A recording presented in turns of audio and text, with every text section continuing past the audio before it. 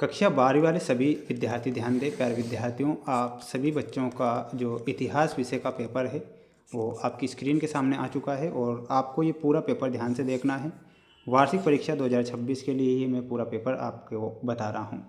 एक भी क्वेश्चन आप मिस नहीं करना है, क्योंकि मेरे द्वारा जो प्रश्न पत्र बताया जा रहा है आपकी परीक्षा में छपेगा। ये इतिहास विषय का पेपर है और आप देख लीजिए 80 नंबर का आपका पेपर आएगा। प्यारे विद्यार्थियों, पूरा पेपर ध्यान से देखेंगे और अच्छे से याद करेंगे। आइए शुरुआत करते हैं हमारे क्वेश्चन से जो परीक्षा में आने वाले हैं। प्यारे विद्यार्थियों, पेपर का जो PDF है वो हमारे ऐप पर मिलेगा। ऐप का नाम है मेंस एजुकेशन ऐप, जिसकी लिंक मैंने डिस्क्रिप्शन में दे रखी है। ठीक है, तो सभी बच्चों को मेंस एजुकेशन ऐप पर ये PDF उपलब्ध है। आइए शुरुआत करते हैं प्रश्नों से। क्वेश्चन आप देख सकते हैं आपकी स्क्रीन के सामने, वो प्रश्न आ चुके हैं जिसके बारे में मैं आपसे कह रहा हूँ।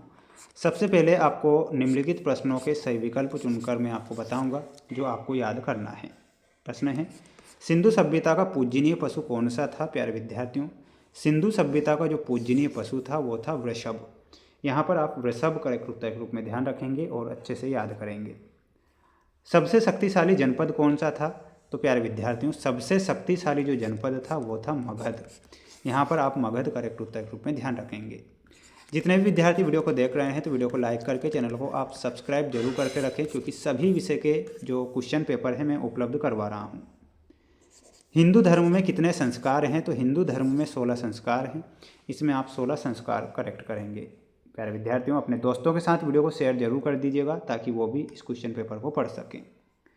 सांची के स्तूप किसके समय निर्मित हुए थे? तो सांची के जो स्तूप है वो अशोक के समय निर्मित होते हैं, तो यहाँ पर अशोक ध्यान रखें। कौन सा विदेशी यात्री भारत में मुख्य काजी नियुक्त हुआ था? तो इसमें आपको लिखना है इब्न बतूता। अंडाल भक्तिन का संबंध कहाँ से था? तो इसमें आप लिखिएगा तमिलनाडु से अंडाल भक्तिन का संबंध था, तो यहाँ पर आप तमिलनाडु करेक्ट करेंगे। बढ़ेंगे अगले क्वेश्चन की ओर। प्यारे विद्यार्थियों, ये अंग्रेजी मीडियम वाले जो बच्चे भी जुड़ रहे हैं ना, तो उनको PDF हमारे ऐप पर मिलेंगे ना, तो ऐप को इंस्टॉल कर लेना आप, है ना। बिल्कुल टेंशन नहीं लेना है, ऐप को इंस्टॉल कर लीजिए। वहाँ पर आपको इंग्लिश मीडियम वाले और हिंदी मीडियम वालों को मिल जाएंगे। सिंधु सभ्यता का स्वरूप कैसा था? तो प्यारे विद्यार्थियों, सिंधु सभ्यता का जो स्वरूप था वो कैसा था? इसमें आप लिखेंगे नगरीय। प्रभावती की पुत्री थी, तो प्रभावती जो थी वो चंद्रगुप्त द्वितीय की पुत्री थी, तो यहाँ पर आप लिखिएगा चंद्रगुप्त द्वितीय। ठीक है। महाभारत की महत्वपूर्ण देन क्या है? तो इसमें आपको लिखना है गीता, श्रीमद् भागवत गीता। त्रिरत्न का सिद्धांत कौन से धर्म से संबंधित है? तो त्रिरत्न का जो सिद्धांत है वो जैन धर्म से संबंधित है। नारियल और पान का विवरण ने दिया था, तो ये किसने दिया था? इब्न बतूता ने दिया था। इसमें आप लिखिएगा इब्न बतूता।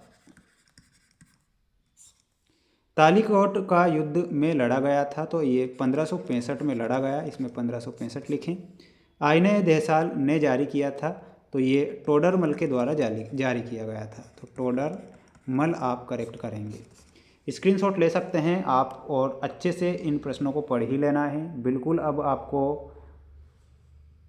अच्छे से ध्यान से पेपर पढ़ेंगे। मौलवी अब्दुल्लाह अहमदुल्लाह शिया, भाई साहब ये अहमदुल्ला है ना, ये क्रांतिकारी था भाई साहब, ये भी क्रांतिकारी थे। अकबर, आईने अकबरी से मिलाना है। महात्मा गांधी ने दांडी यात्रा की। शेरशाह, तो शेरशाह में हमारा सही उत्तर क्या हो जाएगा? प्यारे विद्यार्थियों, 4th में मिलाना रहेगा। देखिएगा, चंद्रगुप्त द्वितीय में मिला लीजिए, भारत का नेपोलियन है। और कार्नवालिस में आपको स्थायी बंदोबस्त पद्धति से मिलाना है। शेरशाह में रैयतवाड़ी से मिलाना है। ठीक है, तो ये आपकी जोड़ी जो है करेक्ट हो चुकी है। अब अगला क्वेश्चन देख लो। अगला क्वेश्चन ये है आपकी स्क्रीन के सामने, जिसमें आपको एक वाक्य में उत्तर देना है। सिंधु सभ्यता के किसी बंदरगाह का नाम आप लिखो, तो इसमें आप लिख लीजिएगा लोथल। लोथल। महाभारत का युद्ध किन किन के बीच हुआ था? तो इसमें आप ध्यान रखिएगा कौरव और पांडव के बीच महाभारत का युद्ध होता है, कौरव पांडव। शाल मंजिका की मूर्ति का विवरण किस साहित्य में मिलता है? तो प्यारे विद्यार्थियों, बौद्ध साहित्य में मिलता है, तो यहाँ पर आप लिखेंगे बौद्ध। अजमेर में किस सूफी संत की दरगाह है? तो मोइनुद्दीन चिश्ती की दरगाह है। इसमें आप लिखिएगा मोइनुद्दीन चिश्ती। इटली के उस यात्री का नाम बताइए जिसने विजयनगर की यात्रा की थी, तो वो था निकोलस कॉन्टी। तो इसमें आप क्या लिखेंगे, निकोलस कॉन्टी।